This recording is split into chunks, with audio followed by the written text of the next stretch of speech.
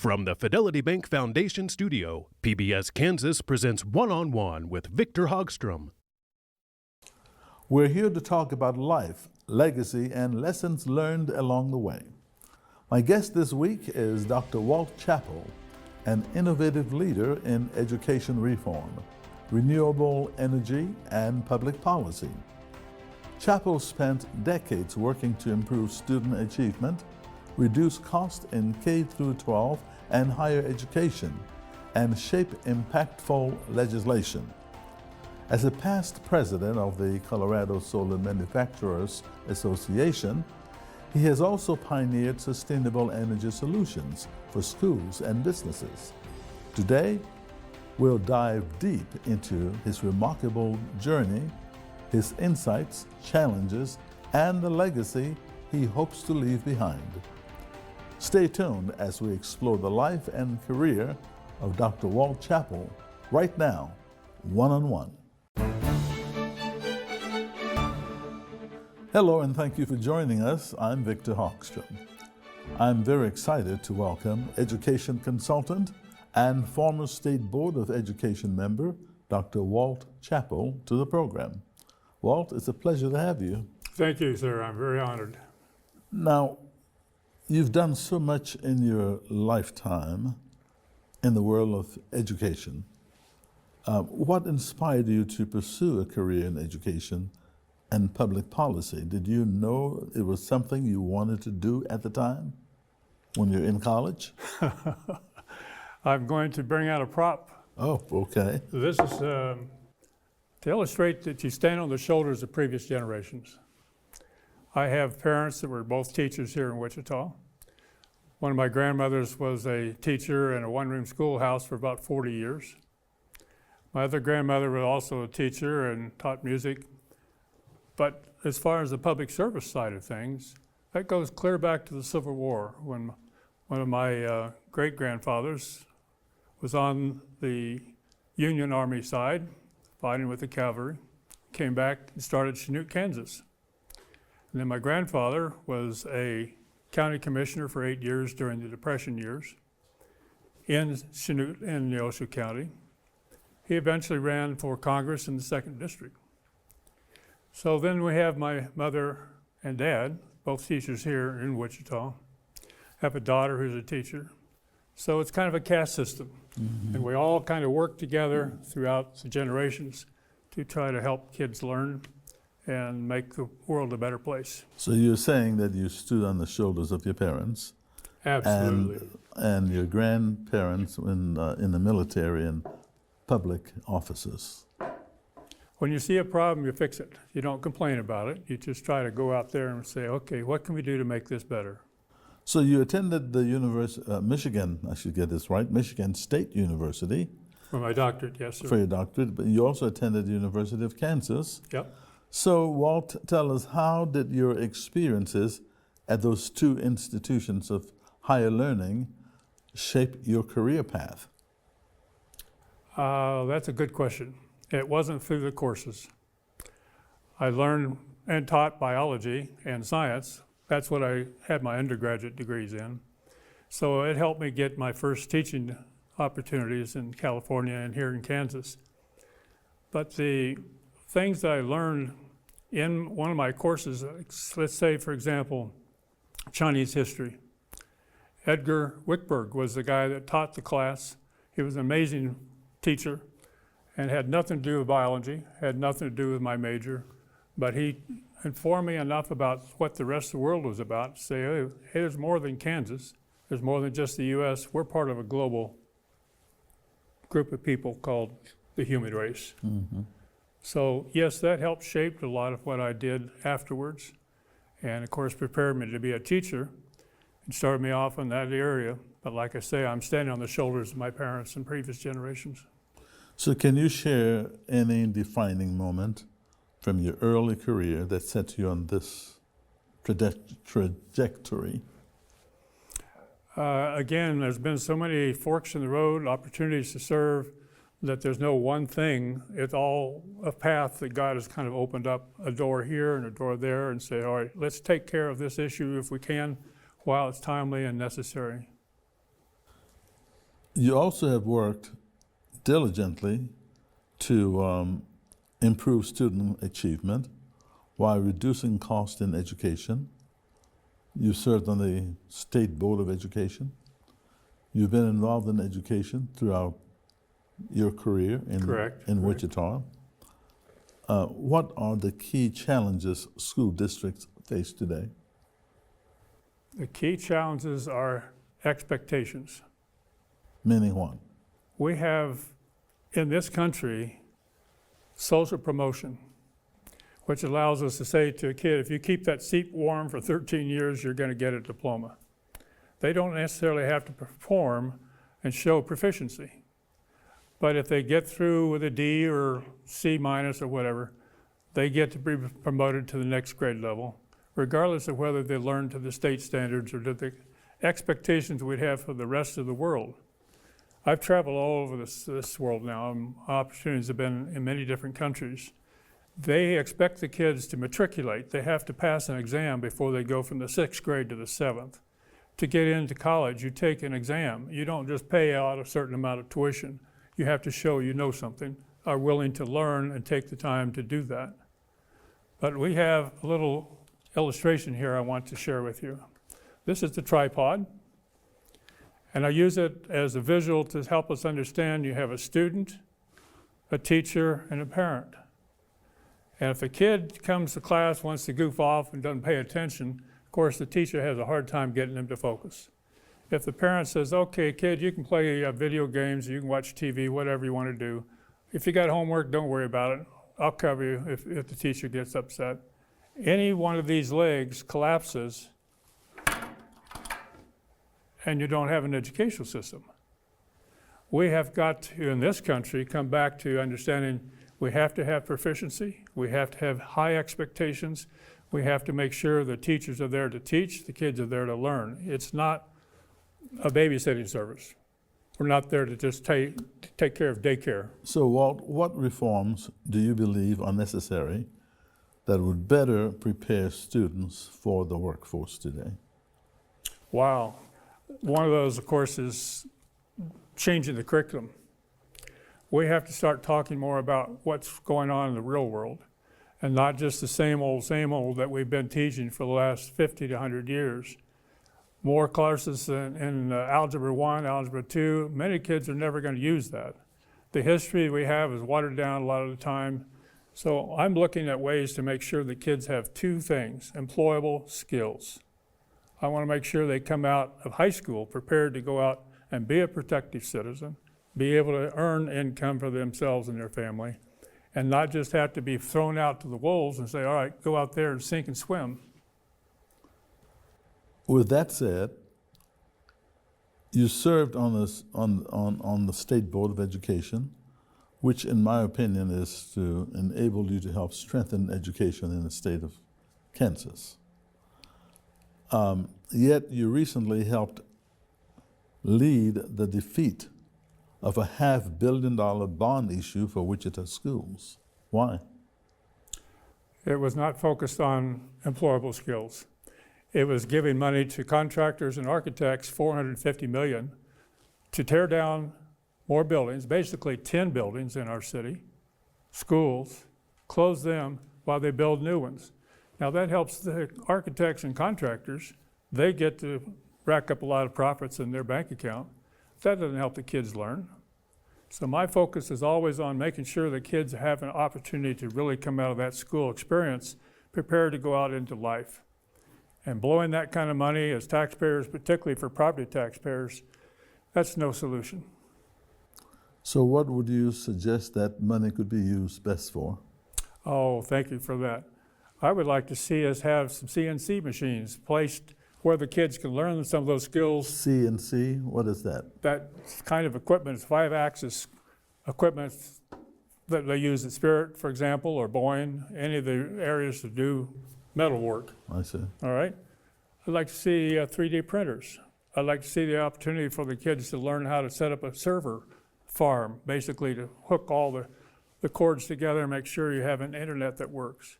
There are lots of different skills. When I went to the legislature, one of the bills that I got passed was one to allow kids to come, and juniors and seniors, go to a community college and learn industrially recognized certificates. Let's say, for example, in welding, or in healthcare, or in computer science.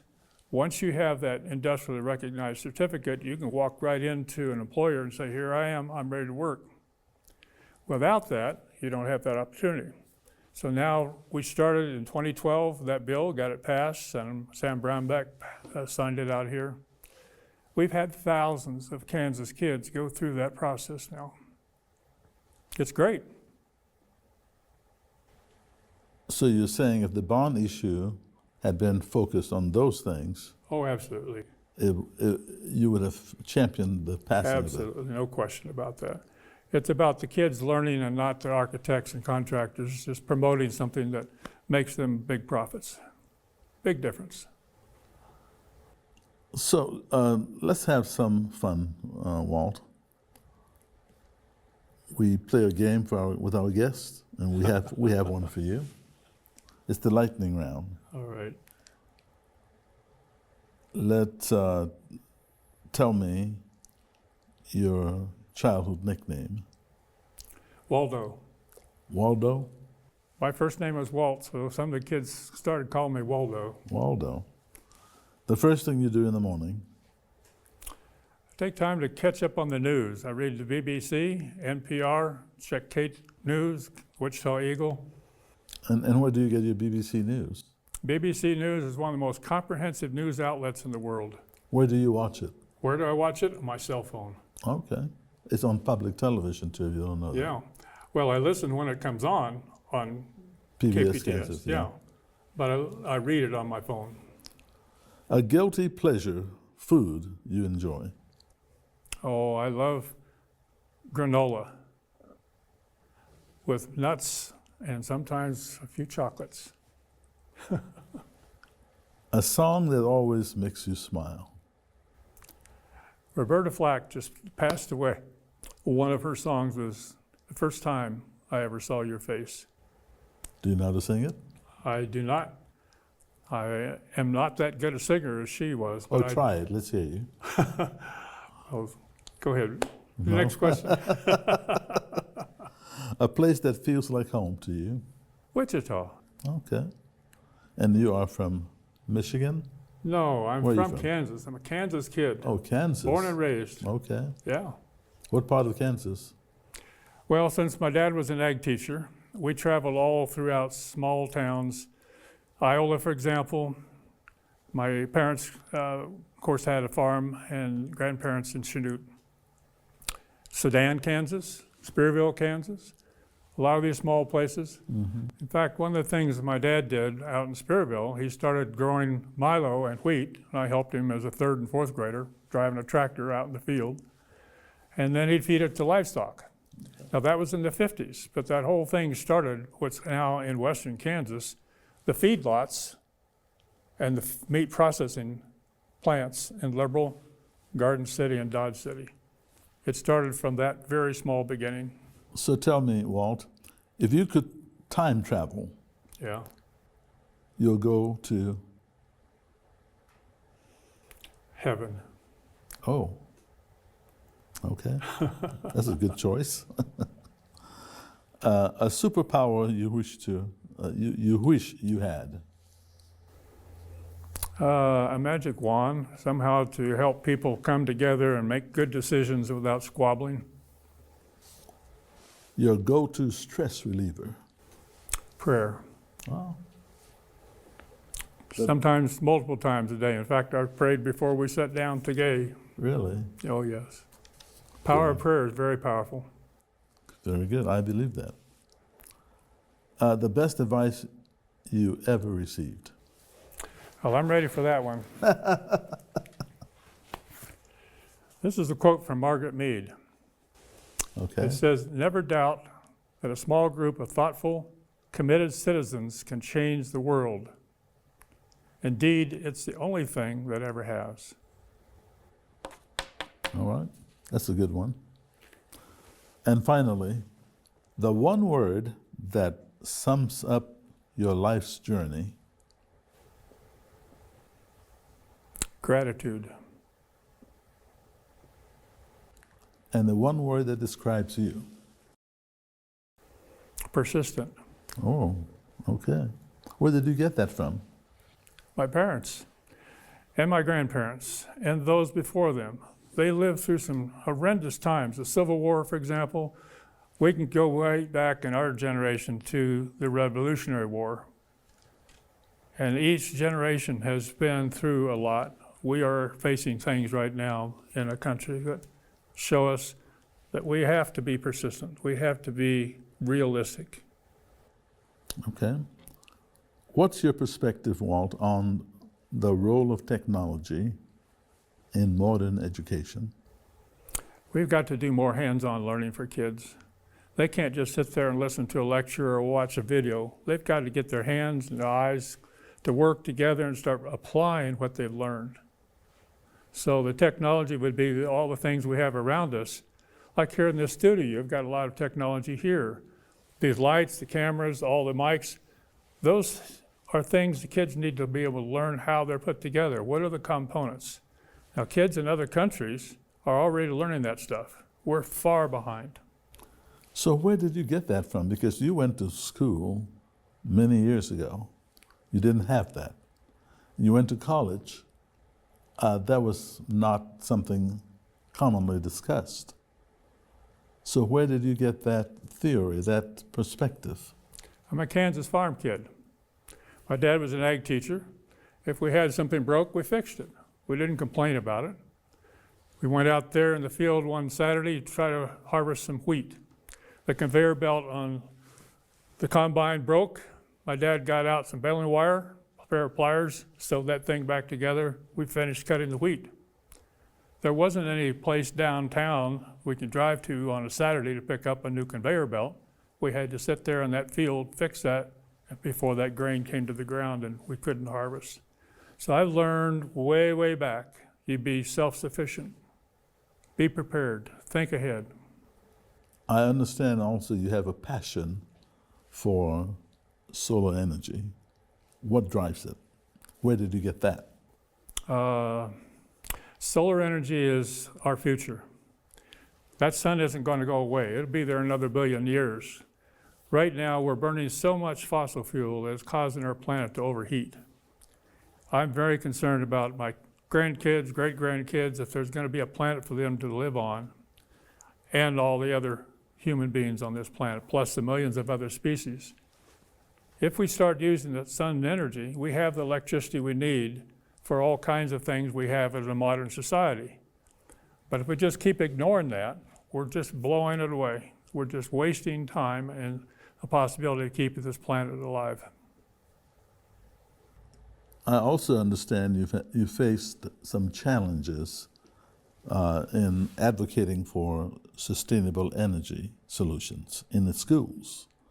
What were and are those challenges?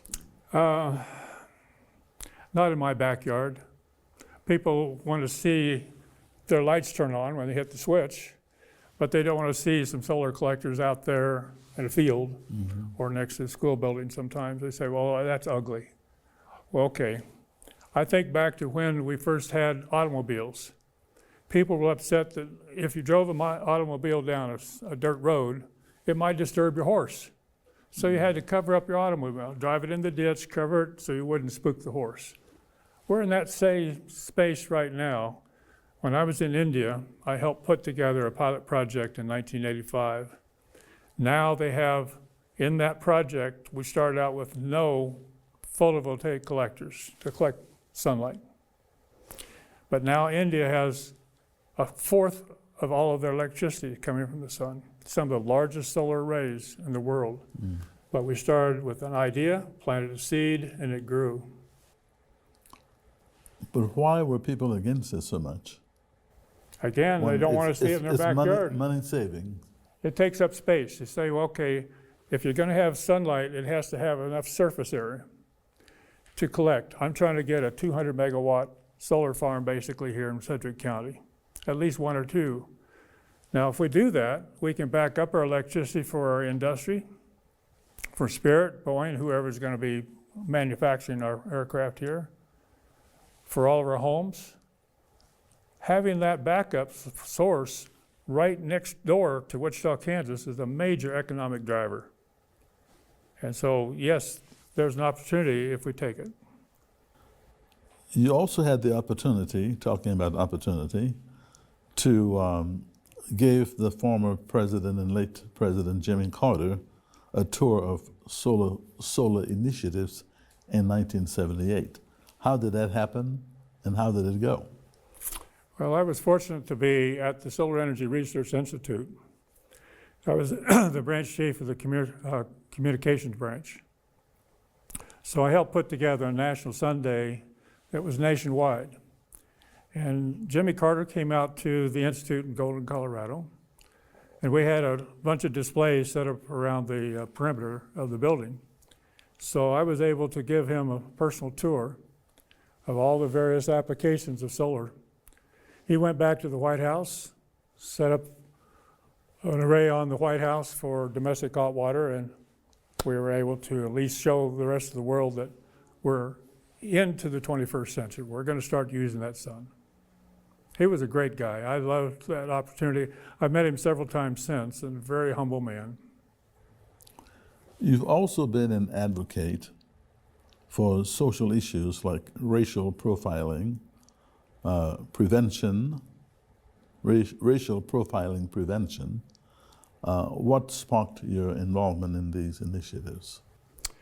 Well, back when I was at KU, I was working with the Model UN, and I saw all the different nations represented, and African nations as well as Asian nations. All of us are basically the same. You know, we're more alike than different. So I had an opportunity to adopt a child when I was at Michigan State University, a black child that was 3 months old. He's now in his 50s, and I've seen how our society has mistreated people of different colors, basically black and Hispanics, to no purpose whatsoever. And when you look at the law enforcement behavior, for 400 years we've used law enforcement to put down people of African descent as a way to control their movement. And we're still doing that, and I'm trying to stop it. So with all of the experiences you've had, the involvements that you've had, the change that you've worked to bring about in society, how have those affected your life or changed your life in any way? Wow. That's a long story. We don't have a lot of time to cover all the nuances, but it's been a wonderful journey, an opportunity to really try to provide service, you will, to humanity in a way that hopefully makes a difference.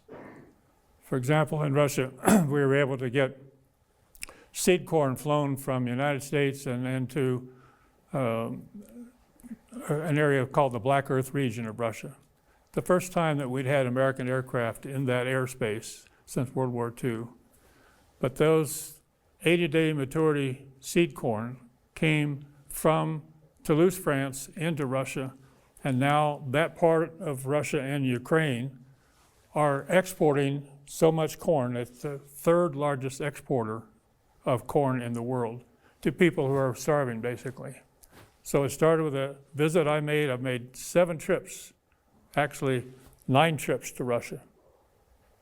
And in that process, identified a number of things that could be done in terms of technology transfer to help their private farming sector develop and have a market for their product. So if I'm answering your question in a roundabout way, there's a lot of different opportunities to serve if you keep your mind open and allow yourself to be guided by God's energy. So what has it done for you, your life? Oh, it's been very rewarding. Not financially. Right. You don't get rich doing this stuff.